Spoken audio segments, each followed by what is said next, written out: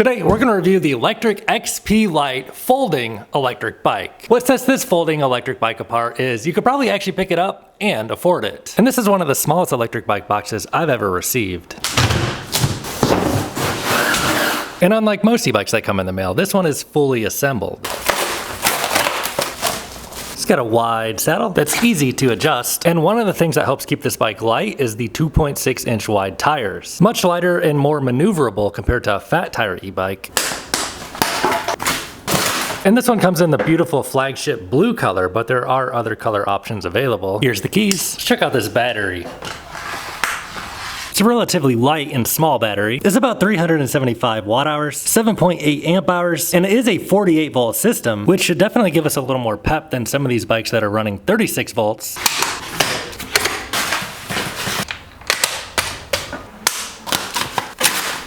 And that power from the battery is sent to a geared hub motor branded Lectric that can run 300 watts nominal and 720 watts peak power.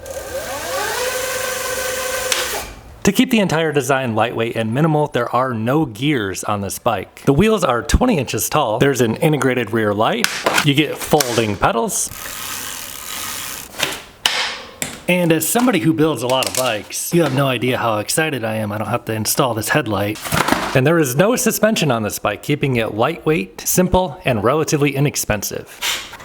And we'll power the display up here in a moment. You get ergonomic hand grips and a twist throttle on the right. Ooh, so people can signal with their left. Yes, you can use your left hand to signal. Here's the brake levers, here's the controls, pedal assist levels, and one minor attention to detail I'm seeing is these things. They're like little rubber things to prevent the paint from getting chipped because this is a folding e-bike. Up front you get some attachments to mount a rack. Same deal goes on the rear of the bike. It's got a little handle right here.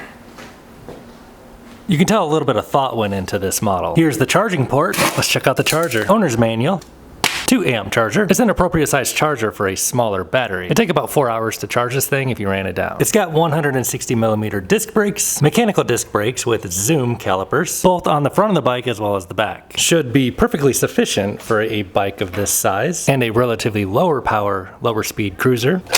This is a relatively small bike, as we can see, fitting riders up to a maximum height of 6'2". I'm 6'5", so I'm probably gonna look a little bit goofy on this bike. And the good news is this bike can fit smaller individuals all the way down to 4'8", according to the company website. The maximum payload capacity is listed at 275 pounds, and the whole thing only weighs 46 pounds. I have reviewed other folding electric bikes that weigh much more, in the ballpark of 75 or 80 pounds, which kind of negates the entire folding thing, because how the heck do you pick up an 80-pound bike, throw it in your car? This thing you can actually pick up. I like that the website shows you some estimated pedal assist ranges you can get. If you ride this thing on pedal assist 1, you could get up to 40 miles, but if you are maxing it out on pedal assist 5, you might only get 15 miles. Throttle only range, you can expect 15 miles. Don't worry, we'll get out there and put it to the test. So let's see what the screen looks like when you power it up. Basic display, get your battery life up here, speed, pedal assist, odometer, tabbing on through, you get your trip, voltage, battery voltage, always love to see battery voltage. Gives you a very accurate number for what your range is. 54 volts is fully charged. So we can see there is a little discrepancy in this bar meter versus what the voltage readout is. Oh wow, they give you a current output of the bike. Basically tells you how much power the bike is outputting. Throttle does not work on pedal assist 0. Put it on 1. Oh yeah. So instead of watts, they give you current, time, and odometer. There are 5 levels of pedal assist. So check it out. I'm gonna twist the throttle with the wheel off the ground. Shows you the current of the motor.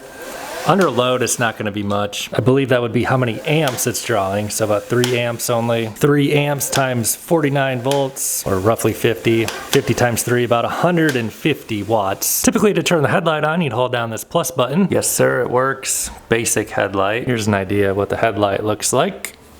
Also comes with a tail light. Is it a brake light? No, not a brake light on this one. Let's see what the theoretical max speed would be if I just twist the throttle with no load on the motor. Looks like it'll spin up to 20 miles an hour, under throttle only. Whoa, this thing got more torque than I was expecting. Oh, let's not break the TV. Whoa, got a little zip. I was about to say she's zippy. Check it out, I was looking at the box on this thing. It has slime in the tubes. That's gonna really help you if you get a puncture in the tire. If you look closely, you can see a little bit of green there. That's the slime. All right, guys, we're about to take the Lectric XP Lite out for a test ride. We're gonna load it up in the car and take it to the beach. First things first, let's put this through a little torture test, doing a hill climb that's beyond the manufacturer's recommended claims. This is a 20% grade. I weigh 200 pounds, pedal assist 5, full throttle. Let's see what it can do on its own. Climbing a super steep hill. Really not bad torque considering the nominal wattage of this bike. We are on a full charge, a little bit of a rollout this time, 6 miles an hour, full throttle. Hear the motor working, and there are no gears on this bike. So pedaling up a steep hill isn't gonna be necessarily easy compared to a bike that does have gears. And one more test here with a pedaling rollout. It does show you the current right here. So it's showing 16 amps of current. Going up the 20% grade. It can do it pedaling with a rollout, but everybody knows that's not what this bike is about. This thing is about loading it up in a car or transporting it or folding it up. Although it is surprisingly powerful, really. For as small of a package as this bike comes in. We're gonna load it up in the car in just a moment, but first let's see what the 0 to top speed is under throttle only, full charge. GPS in my left hand, ready, go. Showing 16 amps of current, 10, 15,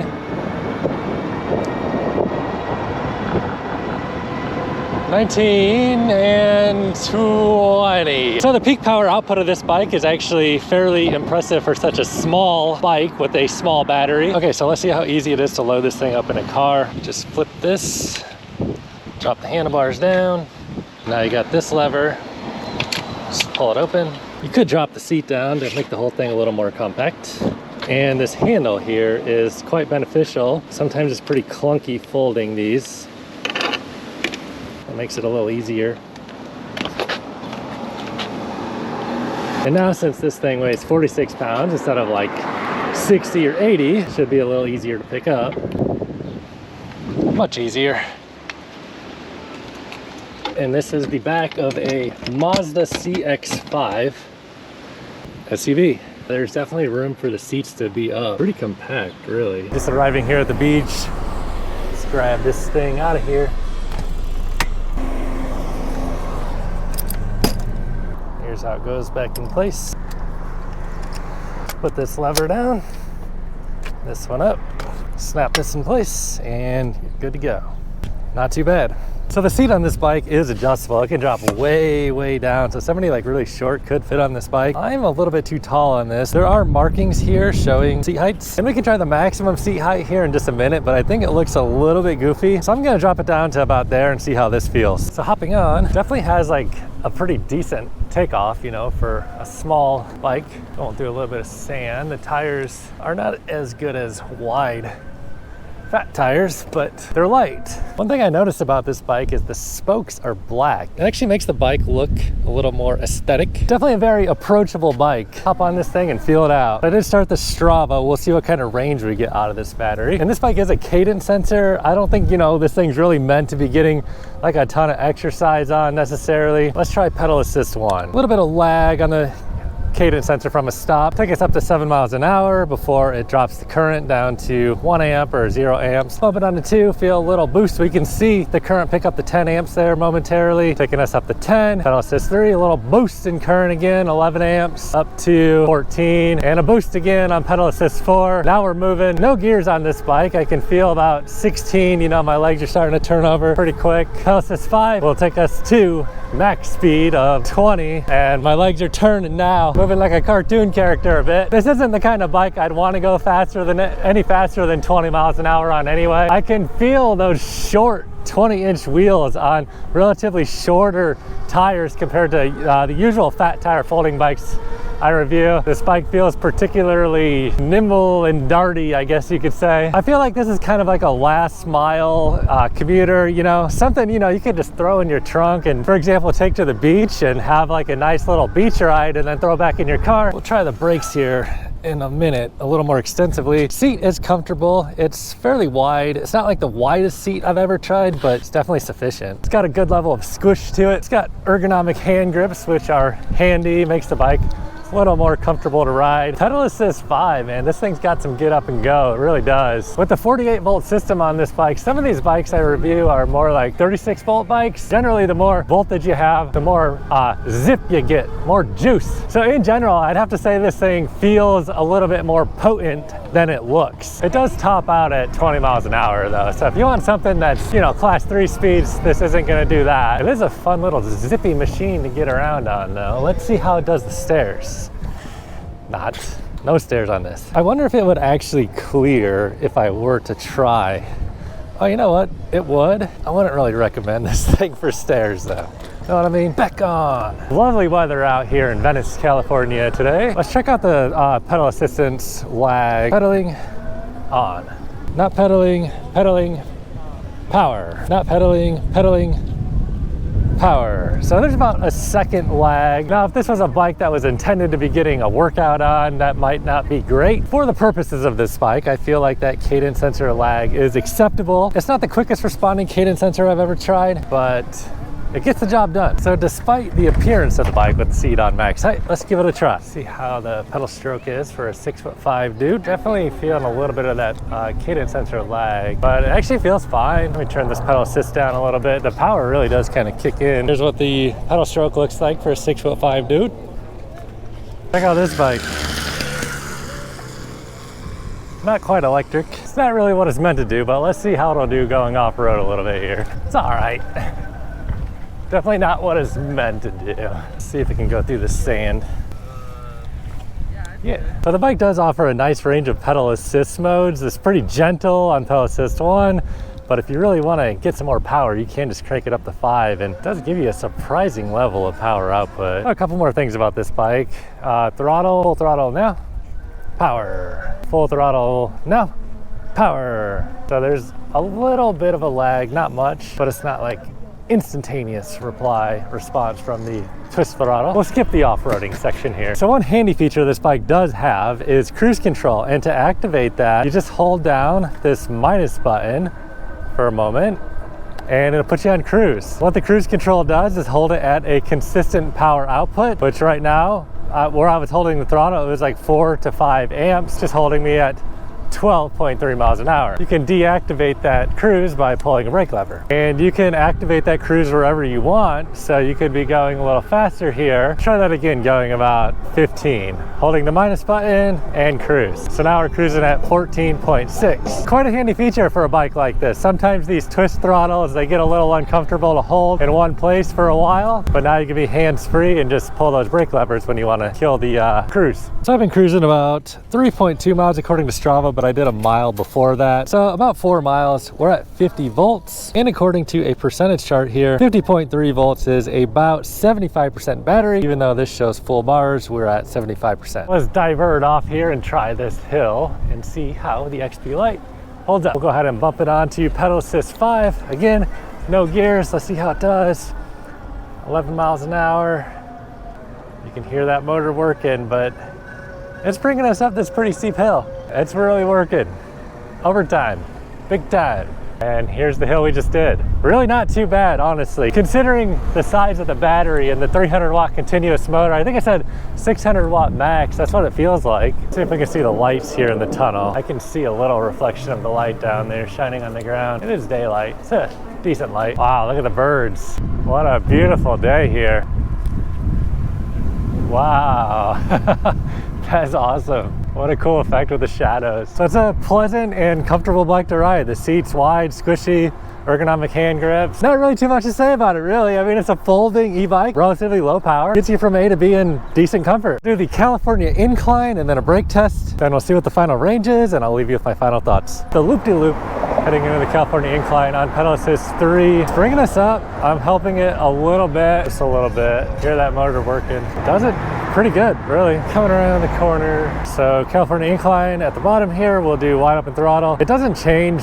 I'm just doing wide open throttle, but whether you're on pedal assist 5 or 1, it still gives it the same amount of power under throttle only. It's just pulling us up to 7% grade of the California incline under its own power, and we're holding about 12 miles an hour. Tabbing on through the options here, we can see voltage sagging down to 45, small battery, pulling 15 amps of current, so about 150 watts watts of power roughly, bringing us up to 13 miles an hour up the California incline. So I can do a long 85-foot elevation gain over 7% grade. And for those of you new here, I weigh 200 pounds and we were just down there. After the climb, voltage has recovered to 48 volts. Let's go test the brakes.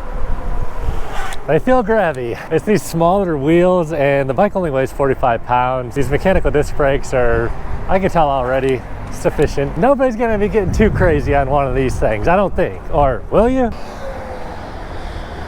Now this review wouldn't be complete without a brake test for a max speed of 20, now would it? So from 20, oh, these brakes are really pretty sufficient. I don't think you'd want any more stopping power than that. You know, it's like an $800 bike. I don't think I'd expect hydraulic brakes. They don't have the greatest feel because they are mechanical, but the levers themselves feel good, but just not quite as smooth of a feel as a hydraulic line. They're good. Brake test from 20. Oh yeah, front tire locked up. Yep, tried a little rubber off there. These mechanical disc brakes have all the stopping power you'd want. Am I the only one that likes to hop on bikes and do this sort of stuff? Just fun. So in just a moment, I'll leave you with the final range that we get on this bike. I'm showing 6.5 miles on my Strava, 6.4 miles on the Lectric. We're at 48 volts. Look at this dude. This dude's killing it. Wow.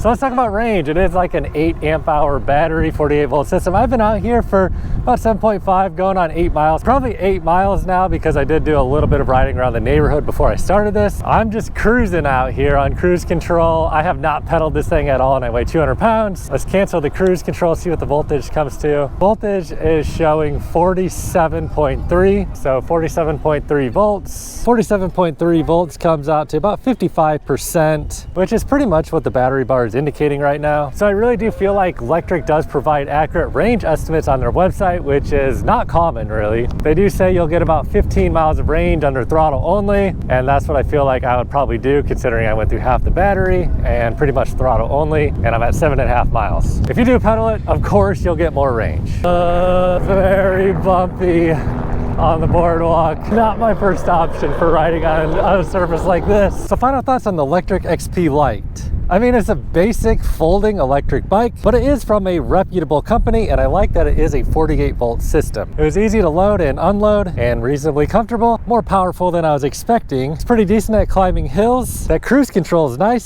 So if you're looking for a folding electric bike that's approachable and relatively lightweight, I do think the Lectric XP Lite is a good option. If you do want to grab one while also supporting my reviews here on Tell Happy TV, you can buy through the link below this video in the description box. However, if this is not the bike for you, you can watch this video next. Thanks for watching, guys. Give me a thumbs up, drop a comment, catch you next time. And if it does weigh a little bit too much, you can always remove the battery, save a little bit of weight.